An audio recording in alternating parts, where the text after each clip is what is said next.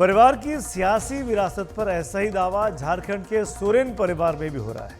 झारखंड मुक्ति मोर्चा के अध्यक्ष शिबू सोरेन बुजुर्ग हो चुके हैं। उनकी सियासी विरासत पर सबसे बड़ा दावा उनके छोटे बेटे हेमंत सोरेन का रहा है, जो झारखंड के मुख्यमंत्री भी रहे। हेमंत सोरेन 31 जनवरी को प्रवर्तन निदेशालय द्वारा गिरफ्तार किए जाने तक झारखंड के मुख्यमंत्री थे। गिरफ्तारी के बाद जेएमएम के पुराने नेता चंपाई सोरेन को झारखंड के मुख्यमंत्री का दायित्व दिया गया। इससे सोरेन परिवार में पहले से नाखुश चल रही बड़ी बहू सीता सोरेन नाराज हो गई।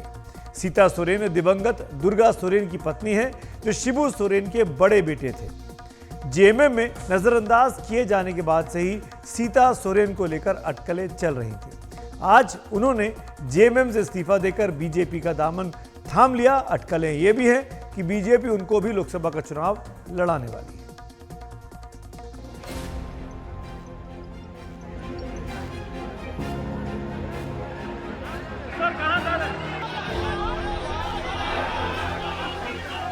जब झारखंड के पूर्व मुख्यमंत्री हेमंत सोरेन के जेल जाने की नौबत आई तो सवाल उठा कि मुख्यमंत्री कौन बनेगा।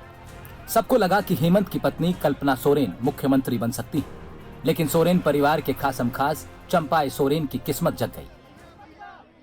मैं चंपाई सोरेन ईश्वर की शपथ लेता हूं कि इस फैसले से अगर झारखंड मुक्ति मोर्चा में कोई दुखी था तो वो थी सीता सोरेन, पार्टी की 3 बार की विधायक और मुख्यमंत्री हेमंत सोरेन की भाभी।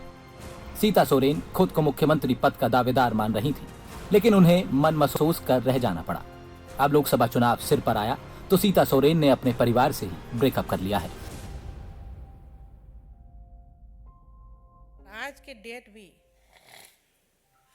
हम जब तक देख रहे हैं, झारखंड विकास से कोसों दूर है। तो ऐसे में मुझे मोदी जी का परिवार, महापरिवार में आना पड़ा, क्योंकि हमको झारखंड को बचाना है। झारखंड के वासियों को, झारखंडियों को न्याय दिलाना है। यही एक बड़ा मकसद है, जो कि आज मैं इस परिवार में शामिल हुई।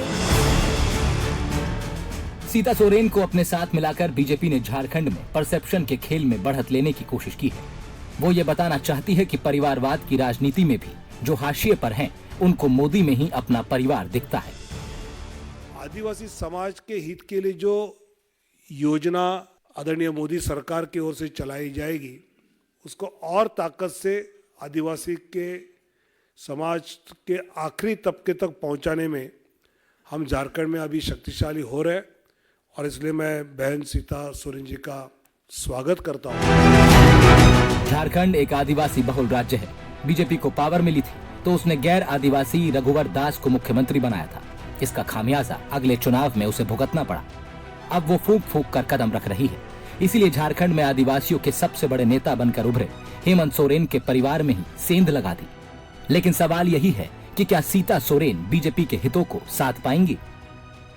झारखंड मुक्ति मोर्चा को अगर सीता सोरेन ने अलविदा कहा और बीजेपी का दामन थामा है, तो इसके पीछे न केवल परिवार के अंदर उनका अलग थलग पड़ना है, बल्कि उनकी अपनी भी व्यक्तिगत राजनीतिक महत्वाकांक्षा है।